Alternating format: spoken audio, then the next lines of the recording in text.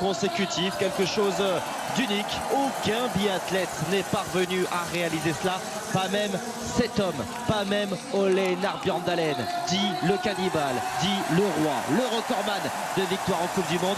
Lui aussi est détendu tout de même d'avoir remporté une breloque à titre individuel. Ah, c'est sûr que ceux qui ont remporté des médailles directement sont détendus, ça libère tout simplement. Par contre, pour les autres, il va commencer à falloir y aller. Là, c'est le cas par exemple pour Johannes Bö qui va devoir s'employer aujourd'hui pour pouvoir remonter. Mais attention, très dangereux, très rapide sur les skis. Et du côté du tir, il peut nous faire des tirs magnifiques. Donc grosse concurrence pour Martin aujourd'hui. Et nos deux autres tricolores, on voit ici Simon Détieux et Quentin Fillon-Maillet qui vont partir en embuscade à 1 minute de la tête. On a coutume de dire, à 1 minute, tout est encore possible sur une poursuite. Ah, c'est clair que tout est possible pour eux. Ils sont vraiment pas loin. Et hier, de très bons temps de ski, donc ça peut les mettre dans le match. Allez, on va écouter le départ de Martin.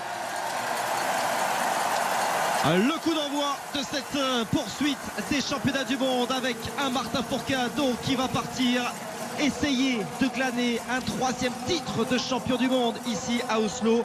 Pour cela, un avantage d'ores et déjà de 27 secondes sur Ole Narbjørndalen. Un joker sur le pas de tir. Un joker, exactement, un anneau de pénalité. Par contre, aujourd'hui, je pense qu'il va pas falloir en laisser trop sur le pas de tir. Les conditions sont quand même difficiles et écoutez ça. C'est Ole Narbjørndalen qui vient de s'élancer en compagnie de Sergei Semenov, médaillé de bronze donc du sprint, suivi de près de Johannes Bö. Attention tout de même à Sergei Semenov, vainqueur du globe de l'individuel. Il aime ce genre d'exercice à 4 tirs. Et derrière, autant Martin a fait les écarts sur le reste de la concurrence, autant derrière, les écarts sont minimes. On a coutume de dire, c'est habituel. Il y a vraiment un gros paquet, c'est quasiment une mass start là sur la piste. Toutes les 2 secondes il va y avoir un athlète et c'est sûr que ça va être très serré. Les pénalités comme d'habitude en biathlon vont coûter très cher aujourd'hui. Par contre on peut quand même revenir un petit coup sur cette ambiance là, incroyable. Les tribunes sont vraiment pleines, le stade est plein à craquer et ça va faire un très beau spectacle aujourd'hui. 2 autres tricolores se sont élancés. Simon Détieux à 1 minute de Martin Fourcade. Quentin Fillon-Maillet en 16e position à 1 minute 13. Vous le disiez, c'est une ambiance magnifique. Ils sont 25 000 dans ces tribunes et plus encore, vous le voyez, sur les bords de cette boucle de 2,5 km. On va rappeler d'ailleurs, Alexis, le format de compétition de cette poursuite. Alors le format aujourd'hui, c'est un 12,5 km pour les athlètes qui va être divisé en 5 boucles de 2,5 km. Entrecoupé de 4 tirs, 2 tirs couchés puis 2 tirs debout. Le premier qui passera la ligne d'arrivée aura gagné. Regardez Martin pour l'instant qui est bien en tête et on voit sur cette piste qu'il y a des endroits où ça se recoupe un petit peu. Donc Martin, lui, visuellement, il peut jauger son avance par rapport à ses concurrents. Il va pouvoir voir au fur et à mesure des tours s'il a pris de l'avance ou s'il perd du terrain.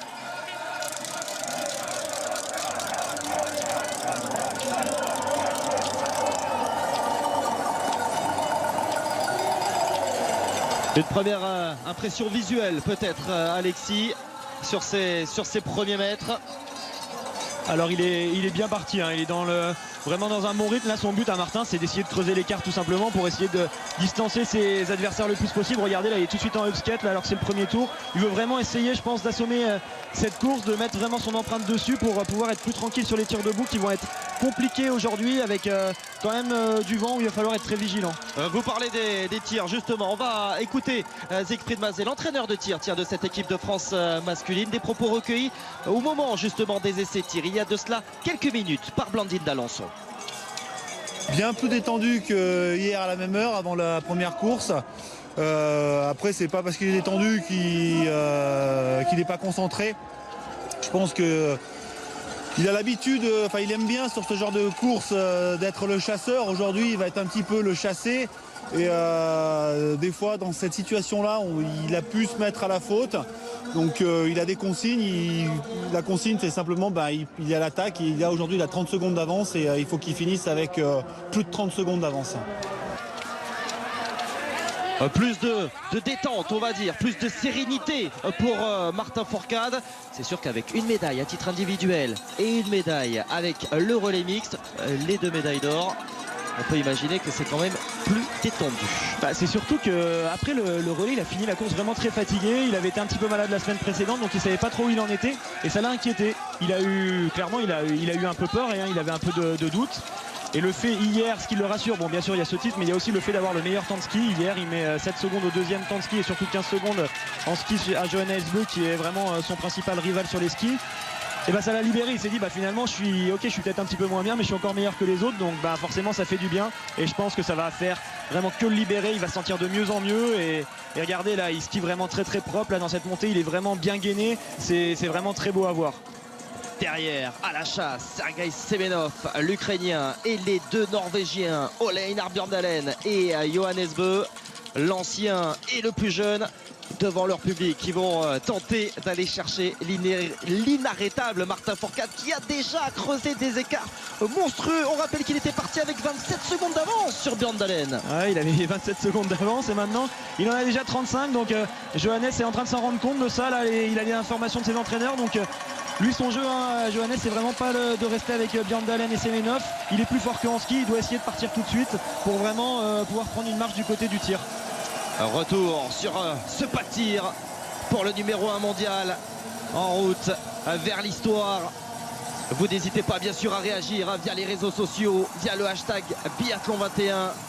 Le premier tir, on rappelle l'ordre d'ailleurs de ces tirs: couché, couché, debout, debout pour cette poursuite.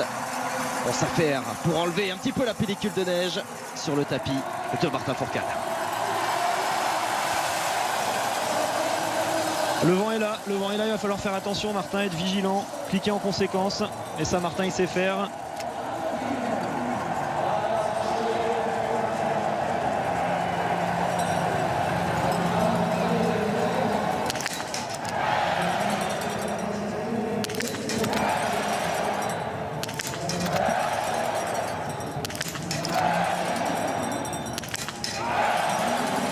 Un tir parfait pour débuter, comme depuis le début de ces championnats du monde. Martin Fourcade va conserver, peut-être même accroître encore son avance. Là il met la pression aux autres, ceux qui sont en train de s'installer ont vu la cible de Martin, elle était blanche, ils le savent, il a fait le 5 sur 5, donc c'est pas sur ce tir là qu'ils vont le rattraper, et au contraire il va falloir qu'eux aussi ils fassent un 5 sur 5 pour garder le contact, sinon derrière ça va se compliquer. Ça y est, Bjørndalen il en lâche une.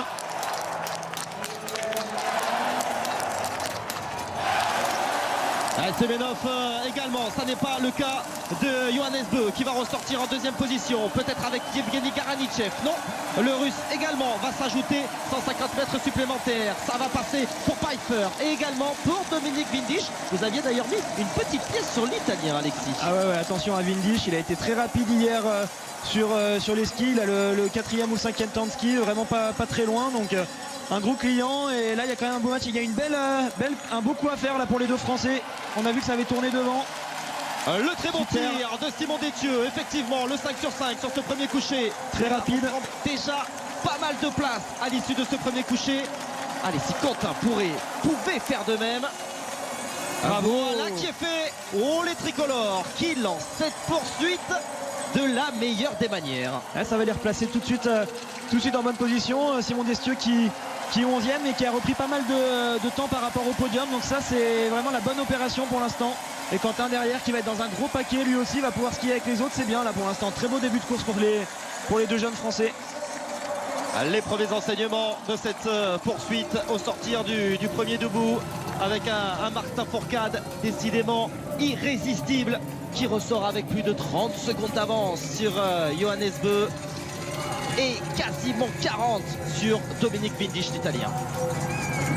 Voilà, sur les poursuites, clairement, l'objectif c'est de passer ces tirs couchés. Il ne faut pas faire de pénalité pour ne pas reculer, pour ne pas reperdre du temps. Le but d'une poursuite, c'est clairement de rattraper, de reprendre de l'avance. Donc pour les athlètes, c'est pas évident, ils le savent. Il faut vraiment arriver à rester concentré et passer ces tirs correctement. Ensuite, l'explication, ça se fait sur le debout. Là, c'est un tir à la bagarre, à la bataille, à un petit peu de bataille psychologique en fonction des athlètes avec qui on peut se retrouver sur le pas de tir. Donc pour l'instant, vraiment rester dans sa course, faire une course tranquille, et ils auront le temps de s'expliquer derrière.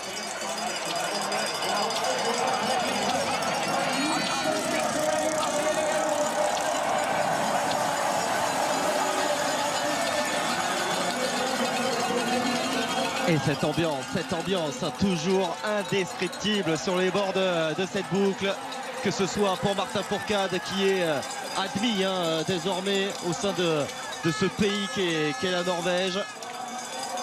Il a eu l'habitude de faire de longs séjours non loin d'ici, d'ailleurs sur cette colline d'Holmenkollen. Et les Norvégiens ont énormément de respect pour Martin. Et c'est vrai que les Norvégiens en plus ont apprécié le fait que Martin décide de venir s'entraîner pendant plusieurs mois ici du côté d'Oslo lors du printemps dernier. Et là, ça lui a fait gagner quelques petits points au niveau de la cote de popularité ici à Oslo. On peut parler un petit peu de la neige qui est une belle neige aujourd'hui, qui glisse bien. C'est agréable pour les athlètes là. C'est pas une neige hyper lente où il faut pousser les skis, ça glisse quand même plutôt bien. Certaines parties sont un peu lustrées, donc il faut faire attention à bien tenir les skis pour ne pas chuter tout simplement. Dans les bosses, dans les montées, ça casse un petit peu plus, mais regardez, ça s'enfonce quasiment pas. Ça reste quand même agréable. On peut voir que les athlètes ont l'air de se faire plaisir. Ils arrivent à vraiment s'exprimer comme ils le souhaitent. 2 secondes supplémentaires de gagner par Martin Fourcade sur Johannes Bö, sur Dominique Windisch, sur Pfeiffer. Un mot également peut-être du 4e tricolore de cette poursuite, le frère aîné de Martin, Simon, qui pour le coup un petit peu moins bien démarré que ses coéquipiers. Non, il n'a pas bien démarré, il a repris de pénalités supplémentaires. Il est actuellement 51e et c'est un peu dur là pour Simon. Alors on est un petit peu déçu clairement qu'il ne puisse pas être tout simplement avec les autres Français là, à la bagarre autour de la 15e place. Et là les athlètes qui sont là autour de la 15e place, eux ils peuvent clairement jouer le podium. Il y a encore beaucoup de choses qui peuvent se passer sur cette course. Ça fait à peine le début, là ça ne fait que commencer. Regardez Martin, cette puissance là, il est en un temps actuellement. Regardez avec ce beau travelling, on peut vraiment voir la force et la puissance. C'est pas évident dans une montée comme ça. Là il vient de changer de pas, il est passé en pas de montée. On a pu voir la transition, donc en fait il a tout simplement, il est descendu d'une vitesse. Si on peut comparer par exemple au vélo avec les plateaux, il a changé de plateau. Il s'est mis en mode montée.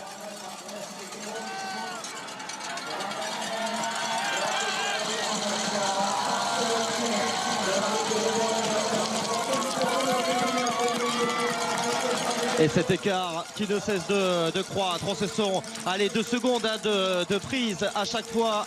Là encore une fois entre le dernier intermédiaire et celui-ci. Il y avait 32 secondes d'écart entre Martin et Johannes Bö. Et à chaque fois, voilà 2 petites secondes de gagner à chacun des intermédiaires. C'est vrai qu'ils font vraiment quasiment la même course. Un coup c'est Martin qui reprend 2 secondes. Le coup d'après c'est Johannes qui revient.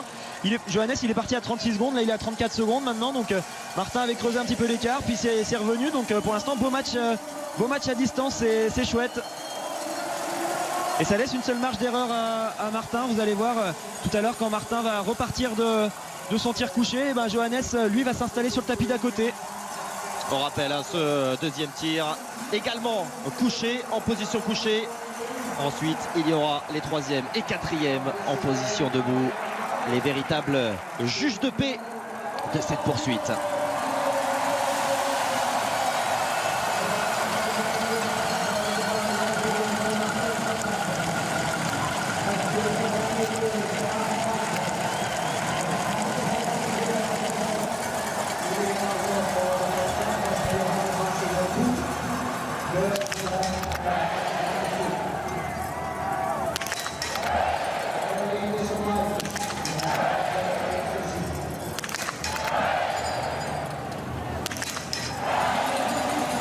C'est parfait, à nouveau pour Martin Fourcade, satisfaction pour Fabien Saguez et pour Siegfried Mazet. Le clan tricolore peut souffler une fois de plus. C'est la perfection, en tout cas sur le coucher. Ouais, puis vraiment là honnêtement, donc on a vu le gros plan avec ses tirs, c'est vraiment des beaux tirs. Il n'y a pas du tout de cordon, c'est vraiment des balles qui sont au centre. Martin il est vraiment dans sa course là, clairement c'est superbe. Et puis une fois de plus il met la pression. Regardez Johannes Bö, il le sait que Martin a fait le plein. Et là attention, il est en train de craquer. Clairement après Björn Dahlem, c'est Johannes Bö qui est en train de sauter. Les Norvégiens devant leur public qui sont en train de subir les coups de boutoir de Martin Fourcade. Tout le monde perd du terrain sur Martin là, sur ce tir. Ouh là là, Martin là va prendre de l'avance. Ou Windisch également. 3 fautes pour Dominique Windisch. C'est un Pfeiffer qui va s'en sortir le mieux. L'Allemand Karanicchev va sortir au contact. Le leader de l'équipe d'Allemagne, Schemp, va tourner au moins 2 reprises. Attention peut-être en retour de Semenov. Björn Dahlem va rester à la lutte. Et nos tricolores, nos autres tricolores, ça tire bien encore pour Simon Détieux. Il y aura un tour pour Quentin Fillon-Maillet.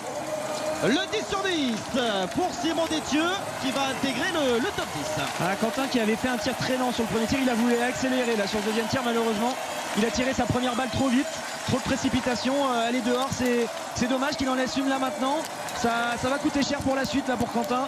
Par contre Simon Détieux, c'est clair, il est toujours là, il est dans le match, 12e, il garde sa place pour l'instant. C'est dommage parce que finalement il n'a pas réussi à tant remonter que ça avec ses deux tirs parfaits, mais il ressort pour information avec Johannes. Donc regardez, Johannes qui était deuxième se retrouve maintenant 11e. C'est là qu'on voit quand même l'importance de cette pénalité, 1 minute environ. Et Martin qui voilà, un ralenti qui crache. Alors pourquoi il crache? Tout simplement parce que ça peut le gêner pour respirer, et il a besoin vraiment de respirer au maximum pour avoir les idées claires lorsqu'il va tirer. Donc forcément, s'il est un petit peu gêné, il fait comme il peut. Ici on est en extérieur, ça va, ça gêne pas, il peut faire ce qu'il veut.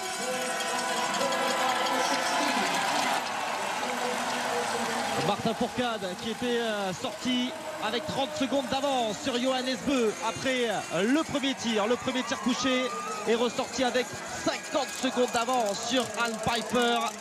Ses adversaires sont en train de tomber les uns après les autres. Il est en train de les écœurer.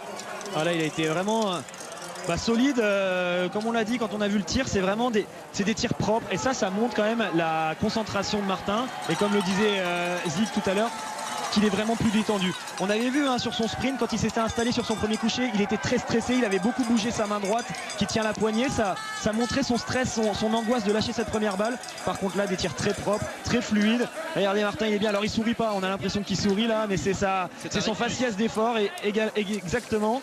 Il est dans la douleur, mais c'est pas encore une douleur trop prononcée. Il gère son effort pour l'instant, il sait qu'il a accentué de l'avance. Regardez, il va se ravitailler avec Quentin Bouillard, le kiné, qui va lui donner de quoi boire un petit coup.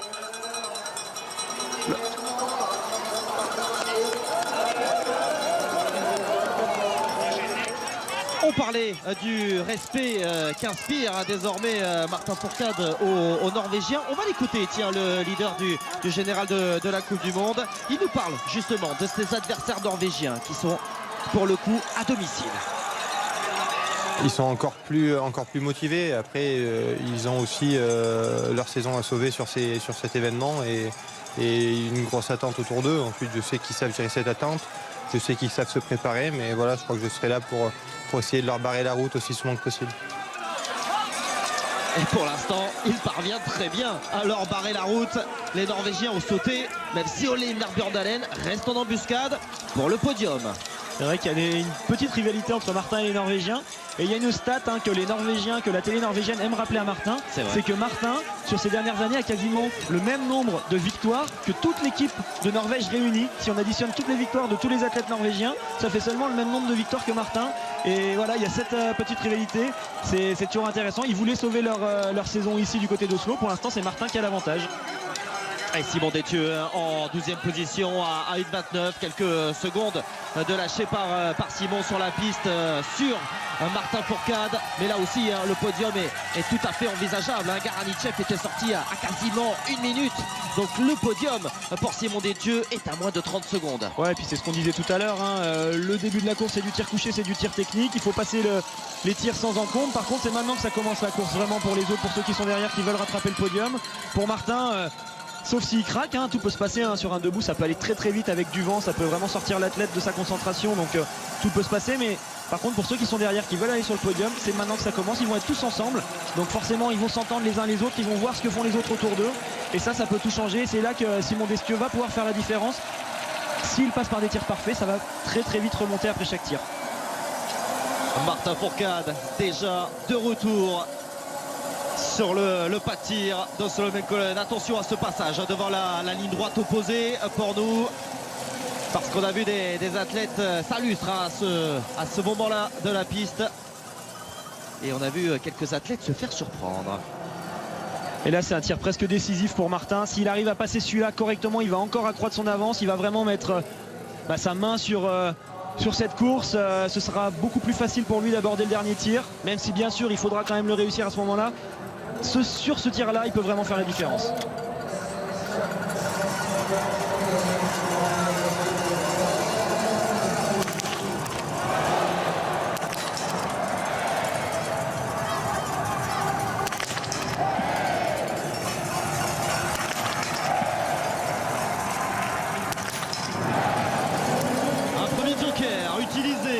Martin Fourcade, un des deux jokers dont il dispose sur Arne Pfeiffer notamment.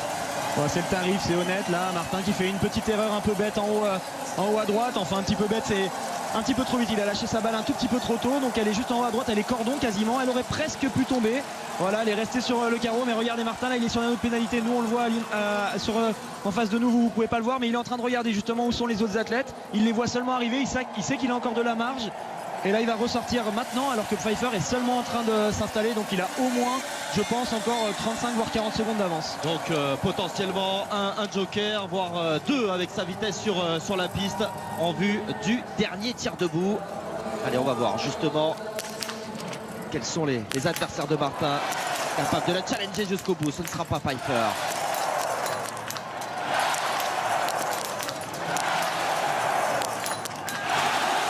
Oh, Björn Dahlén qui réalise le sans faute sur ce premier debout. Ça va tourner pour Semenov, ça va tourner pour Garanichev. Va-t-on retrouver le duo tête du sprint? En tout cas pour l'instant, c'est bien parti. Un très très beau tir d'Olé qui a fait rugir le public. Imaginez pour Lennart Björn Dahlén une 42e médaille au championnat du monde. C'est tout simplement incroyable. Et les tirs de nos autres tricolores, ça va tourner malheureusement encore pour Quentin Fillon-Maillet.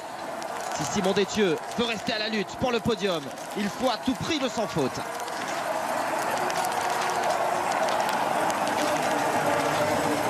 Et c'est ce que réalise Simon Détieux qui va rester à la lutte. Et là c'est presque un petit peu trop propre ce qu'il fait Simon Détieux. Ok, il met les balles mais il perd beaucoup de temps. Donc finalement ça lui fait pas gagner beaucoup de place.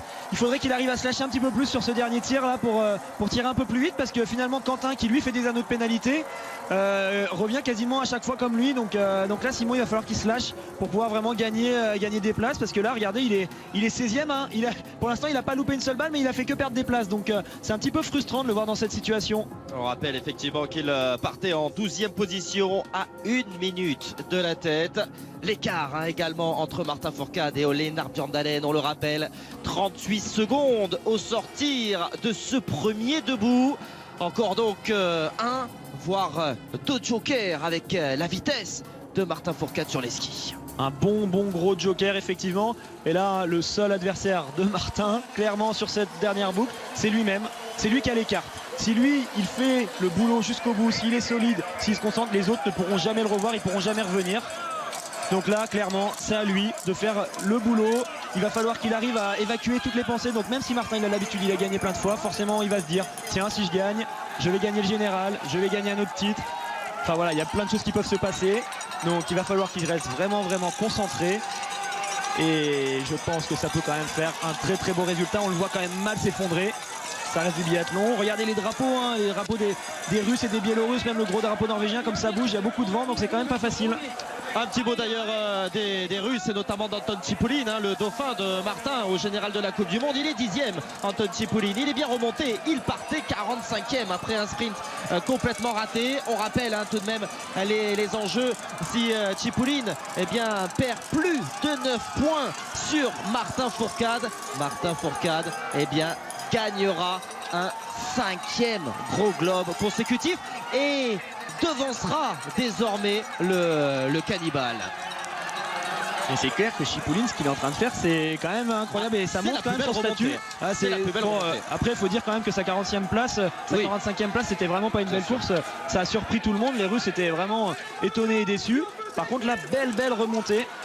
Et indication, hein, encore 5 secondes de perdu par Lennart Björn Dahlén depuis le premier debout. Alors c'est ce que je voulais dire tout à l'heure, et c'est vrai qu'on a parlé de plein d'autres choses. Effectivement, il regagne du temps, parce que le but pour Martin clairement sur ce tour, c'est d'essayer de reprendre de l'avance sur la piste pour essayer de faire le trou et justement essayer de gagner 2 jokers, 2 balles d'erreur. C'est vraiment ça hein, qu'il doit faire là. S'il accélère suffisamment, qu'il reprend du temps, derrière même s'il se loupe un petit peu, ça va être compliqué de revenir, et là c'est ce qu'il est en train de faire très bien. Et on n'oublie pas hein, également du côté des Norvégiens, Super Svendsen qui est en train de remonter, et lui aussi était parti loin. Il était parti 17e, un sans faute hein, jusqu'à présent, un 15 sur 15 pour Svendsen. Eric Lesser également, hein, vainqueur de la Mastart à Ruhpolding et médaillé l'an dernier. Eric Lesser, champion du monde en titre même de la poursuite. Les costauds loin de Martin, certes, sont là pour les accessites. Ah, ils sont là, et c'est pour ça que c'était quand même bien que Martin ait gagné ce sprint avec une belle avance. Oui. Forcément, ça l'a avantagé aujourd'hui. Il a pu faire la course comme il le souhaitait, tranquillement. Si tout se passe bien sur ce dernier tir, il va également pouvoir finir tranquille. Donc ça va aussi compter hein, pour les courses qui vont arriver derrière. Il va pouvoir peut-être récupérer un petit peu plus. Bon, c'est pas encore fait. Hein. Là, il faut déjà qu'il passe ce dernier tir sans encombre. Mais en tout cas, là, pour l'instant, il est vraiment propre. Il fait la course parfaite. C'est assez impressionnant.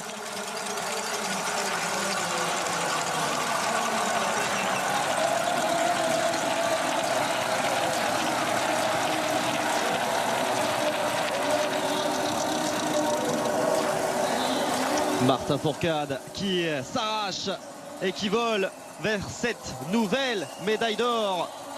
Une troisième déjà dans ces championnats du monde. On rappelle que le record, hein, bien, il est détenu comme de nombreux records par monsieur Lennart Bjørndalen qui a remporté du côté d'Orfilsen en 2005 ou de Pyeongchang en 2009 4 médailles d'or. Et il en serait déjà tout proche, Martin, à l'issue de cette première semaine de compétition. Il restera encore 3 épreuves aux Catalans la semaine prochaine. Allez, ce tir, faut le passer quand même parce qu'il y a un beau petit vent qui s'ouvre vers la droite. C'est quand même pas si facile que ça.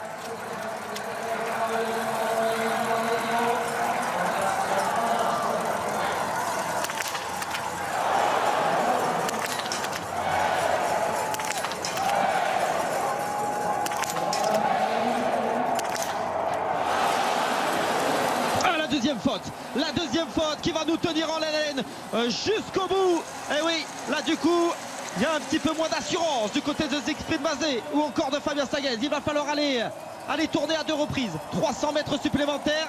Et autant vous dire qu'il n'amuse pas la galerie sur son premier tour, hein, sur la note pénalité. Ouais, il nous met la pression là, Martin, ça va se resserrer forcément. Bon, il a encore un petit peu de marge là. Olé est seulement en train de s'installer alors que Martin va quasiment finir son premier tour de pénalité. Mais un petit peu de suspense quand même, là c'est pas plus mal d'un côté pour la course. Allez, Martin, là, il va falloir enchaîner. Après c'est pas facile hein, pour Martin, il a fait la course tout seul. Et il regarde l'écran, Martin, il est en train de regarder, et ça y est, il a vu que Olé avait loupé, ça va le rassurer. Il était en train, c'était marrant à voir, hein, il était en train de regarder l'écran géant qui est en face de la note pénalité pour regarder en direct le tir d'Olé. Eric Lesser qui craque également, ouais, les deux hommes qui se croisent comme une passation de pouvoir, et c'est peut-être Emil Svensson qui va venir cueillir une médaille d'argent venue de nulle part. Oh, une faute pour Emil Svensson, il a joué mais malheureusement il a perdu. C'est bien Olé qui va ressortir en deuxième position. Le voici, le Norvégien. Ouais, tout le monde tourne hein, sur ce dernier debout.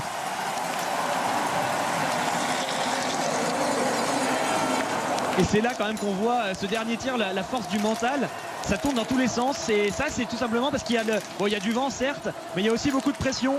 Oh, Anton Chipoulin qui a failli réaliser le sans faute et qui aurait peut-être pu aller glaner la médaille de bronze. Et c'est bien une patrouille norvégienne qui est à la chasse de Martin Fourcade. Et le sans faute de Simon Détieux, lui aussi est à noter. Ah, les Norvégiens costaud et les Quentin qui fait un super 5 sur 5 qui vont ressortir autour de la 10e place. Allez, ils peuvent tous les deux être dans les 10e places, dans les 10 premiers. Simon qui ressort 9e et Quentin qui va ressortir 11e. Des retours, Jakov Fak, hein. On parlait du retour de nulle part de la part d'Emil Svensson. Jakov Fak, le Slovène, complètement perdu cette année, qui l'année dernière bien joué le gros globe avec Martin, avec Chipoulin, et qui là est bien revenu en 5e position. Ça risque d'être un petit peu compliqué quand même sur Johannes Bö et Svensson pour la médaille, hein. Alors on a eu peur hein, sur le dernier tir de Martin, mais c'est bon. Là maintenant, il ne peut plus lui arriver grand chose. Bien sûr, il va falloir rester vigilant jusqu'à cette ligne d'arrivée. Mais Olé le sait très bien que de toute façon, c'est impossible pour lui de revenir sur Martin. Il va plutôt essayer, regarde entre ses jambes derrière, de protéger cette deuxième médaille d'argent. Eh oui, une deuxième médaille d'argent, comme vous dites. Une 42e médaille en championnat du monde. C'est tout simplement fantastique. Et du coup, Martin qui vraisemblablement va emporter son 5e gros globe consécutif. Eh oui. En plus de cette médaille d'or. Exactement. Il a sécurisé hier sur le sprint le petit globe de la spécialité. Il avait énormément d'avance. Hein. Là, il n'y avait pas match sur celui de la poursuite hein, sur Anton Chipouline. Il va donc remporter le petit globe de la poursuite. Et effectivement, il va se diriger vers un 5e gros globe consécutif. Mathématiquement, normalement c'est plié après cette course si Anton Chipouline ne termine pas 2e.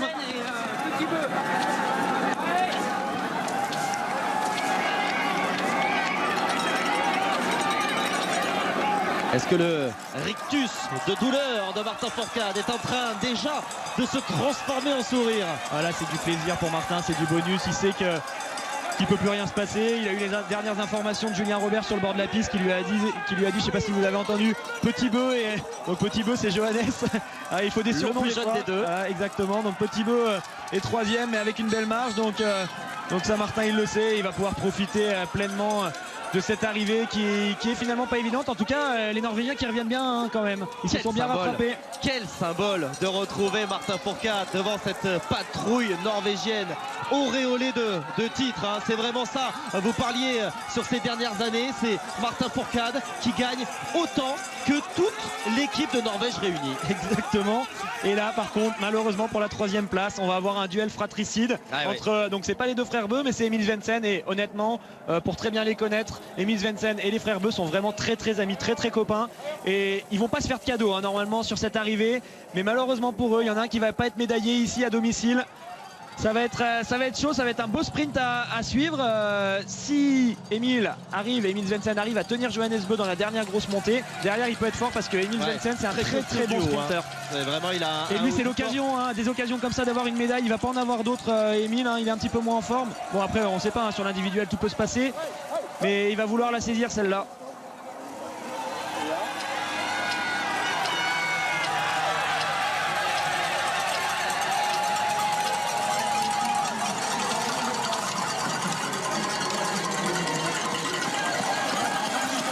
L'écart entre Martin Fourcade et Lennart Bjørndalen qui se maintient aux environs de 23-24 secondes.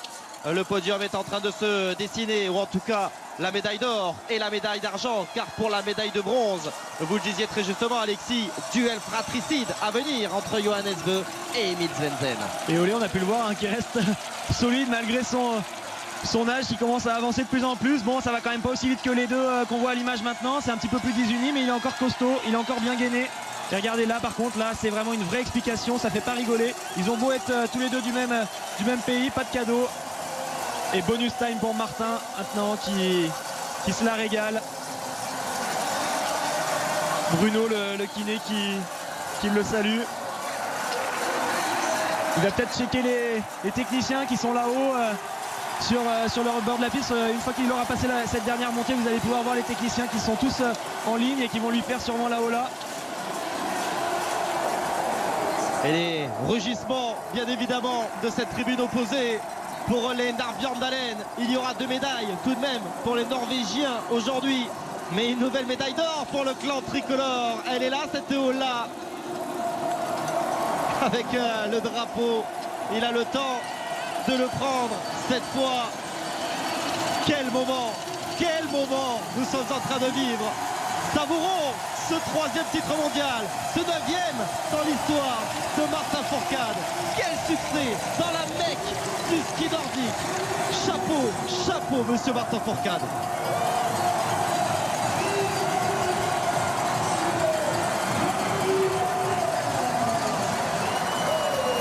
C'est beau, magnifique.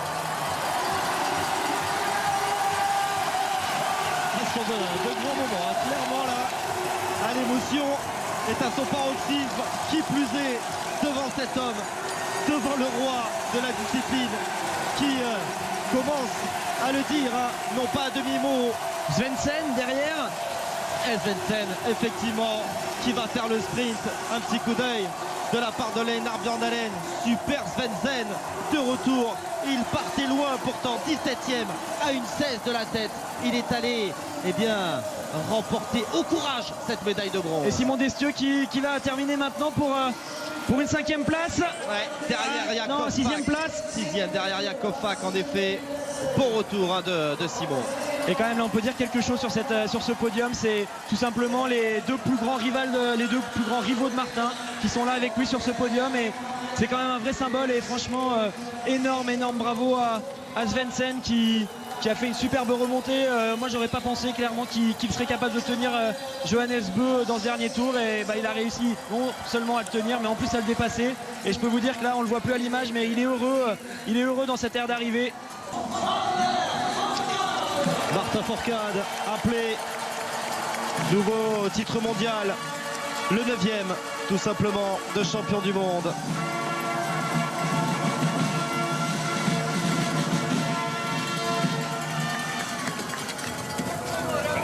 Fantastic. Congratulations. Thanks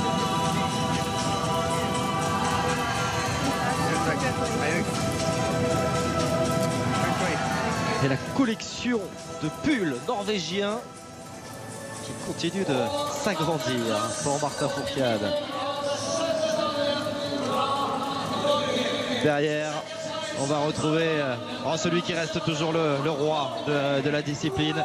Il conservera ce surnom pour de nombreuses années encore. Ole Einar Bjørndalen, heureux comme un junior de monter pour la 2e fois de ces championnats du monde sur la 2e marche du podium. Ja, du är fantastisk. Gratulerar. Åh, Herregud, tack. Tack. jag är så imponerad. Tack för det.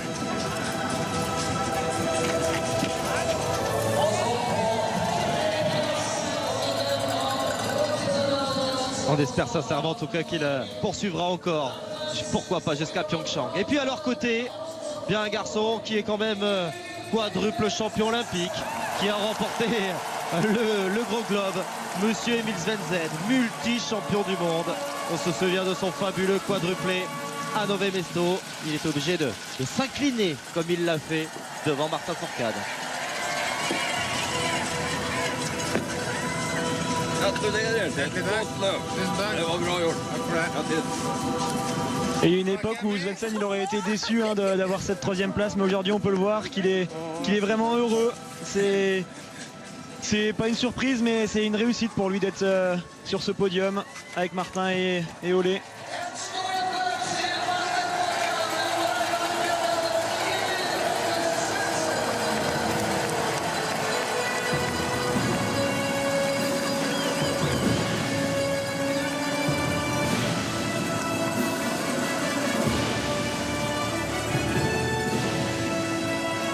Le petit selfie